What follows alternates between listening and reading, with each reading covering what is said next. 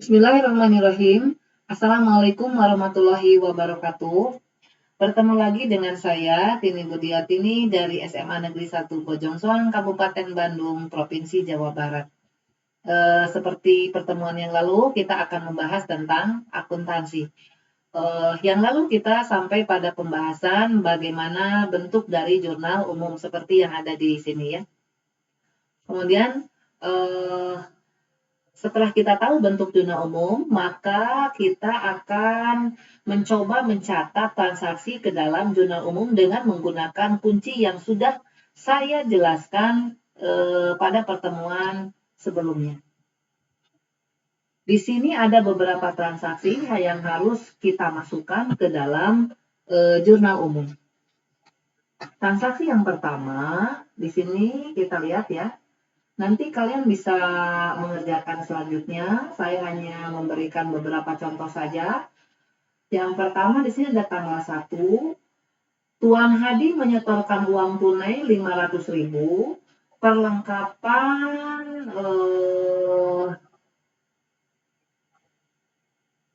sebentar. Uang tunainya 8.500.000 ya. Kemudian perlengkapan 3.250.000. Kemudian peralatan 6.250.000 dan kendaraan 20.750.000. Nah, ini yang disetorkan oleh Tuan Hadi sebagai pemilik kepada perusahaannya. Nah, perusahaannya itu adalah di sini bisa dilihat ya di atas bahwa ada usaha bengkel sepeda motor dengan nama Samara Motor. Nah, jadi Samara Motor ini pemiliknya Tuan Hadi.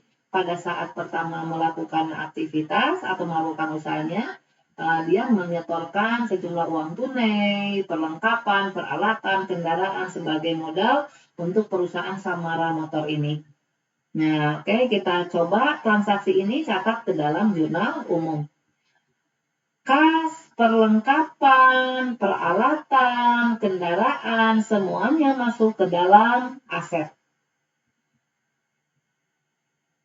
Kas yang disetorkan oleh Tuan Hadi, perlengkapan yang disetorkan oleh Tuan Hadi, peralatan dan kendaraan yang disetorkan oleh Tuan Hadi, jelas akan menambah aset perusahaan. Aset, kata kuncinya, bila bertambah di debit. Maka di debitnya kita tulis di sini rincian ya, jangan aset yang ditulisnya, tetapi akunnya.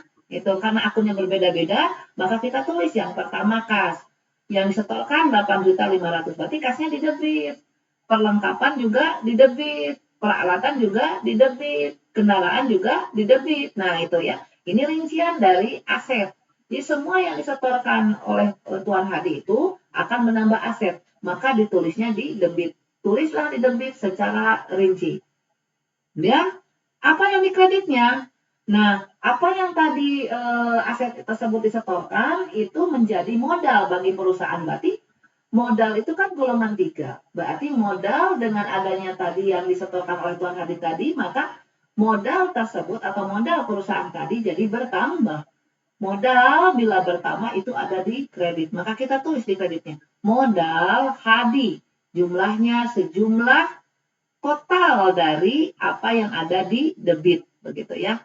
Jadi jumlah dari kas, perlengkapan, peralatan, kendaraan. Nah, jumlah totalnya ada di sini. Yang kita sebut dengan akun modal Hadi. Oke, kemudian saya contohkan lagi yang kedua.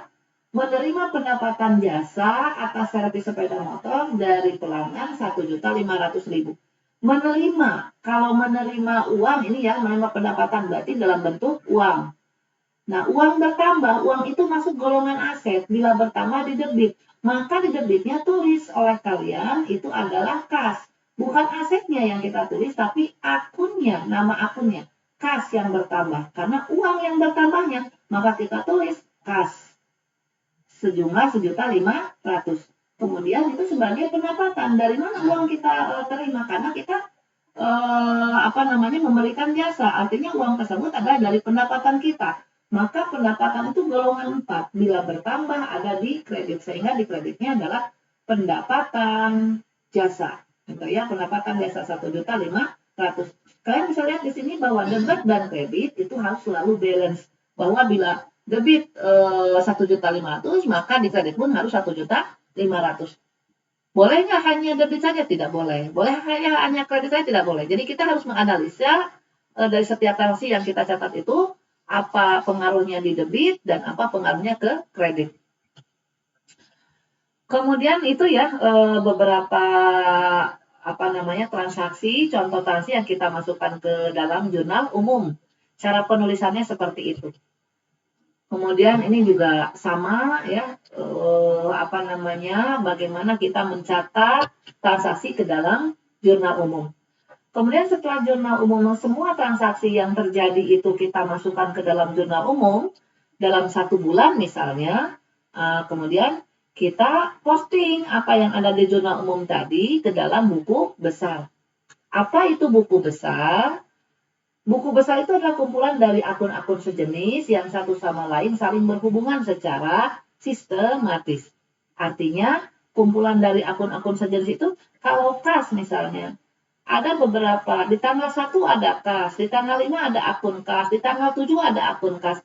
Nah, ada kas beberapa kali dalam sebulan. Nah, untuk kas, karena nama akunnya sama kas, maka kas itu hanya punya satu buku besar, yaitu buku besar kas saja. Jadi dalam buku besar kas itu berkumpullah atau dikumpulkan data-data kas dari berbagai transaksi gitu ya. Kemudian piutang misalnya. Piutang itu kumpulan dari berbagai piutang yang terjadi di beberapa transaksi misalnya. Nah, itulah buku besar. Jadi intinya satu buku besar untuk satu akun. Kemudian ini bentuk-bentuk buku besarnya ya, bentuk buku besarnya. Dan yang biasanya sering dipakai ada seperti ini.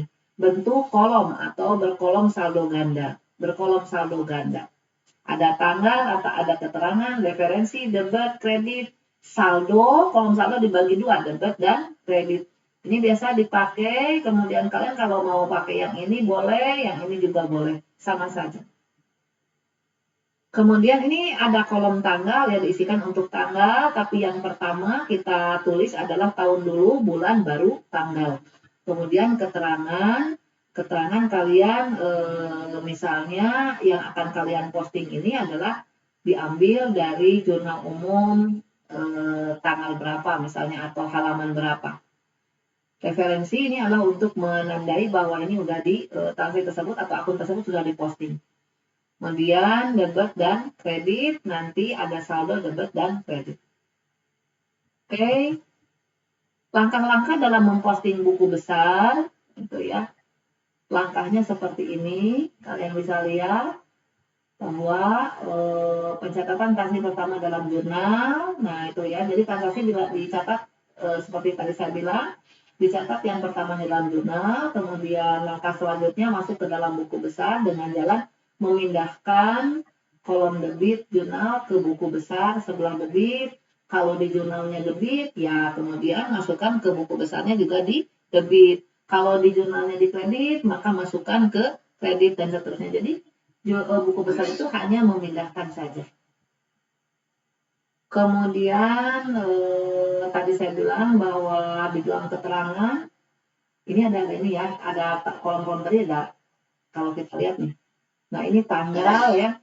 Tanggal itu diisi dengan tanggal atau waktu. Kemudian halaman halaman jurnal dipindahkan pada kolom referensi buku besar dengan menuliskan JU. Misalnya JU halaman 1. Kemudian inilah cara-cara dari langkah atau langkah-langkah dalam memposting buku besar. Kemudian ini posting ke dalam buku besarnya. Ya. Ini misalnya ada kas. Ini adalah buku besar kas. Nah, jangan lupa di buku besar itu di pojok kanan itu ada nomor akun. Jadi di tengah ada nama akunnya. Misalnya kas, kalau di sini adalah nomor akun. Kemudian keterangan ini bisa diambil dari jurnal umum halaman berapa, atau kalian mau rinci boleh, misalnya di keterangannya di sini ada tulis modal awal. Keterangan dari misalnya kas ini akan bertambah 8.500.000 nih.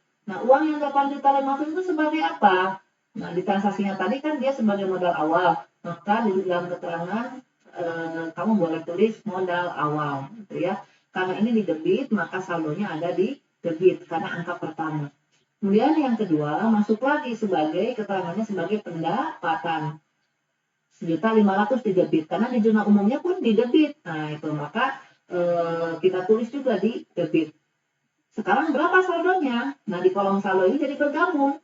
Tadi saldo 8.500.000 di debit, sekarang masuk lagi angka 1.500.000 juga di debit sama tempat, maka kalau sama tempat berarti ditambah 8.500.000 ditambah 1.500.000 sama dengan 10 juta. Maka saldonya sekarang 10 juta. Kemudian sekarang yang ketiga, tanggal 4 ya, itu ada perlengkapan. Perlengkapan itu ada 400.000 di kredit. Maka tadi saldo 10 juta itu di debit, sekarang masuk lagi angka di kredit, beda tempat. Nah, kalau beda tempat berarti dikurangi. 10 juta kurangi 400 sehingga saldonya sekarang jadi 9.600.000 dan seterusnya. Jadi untuk kolom saldo ini, bila di sini saldo, kemudian muncul lagi angka tempatnya sama, maka ditambah. Tapi kalau di sini saldonya ada di debit, tempatnya berbeda, misalnya ada angka lagi masuk di kredit, berarti dikurang. Itu untuk penyusunan posting ke dalam buku besar.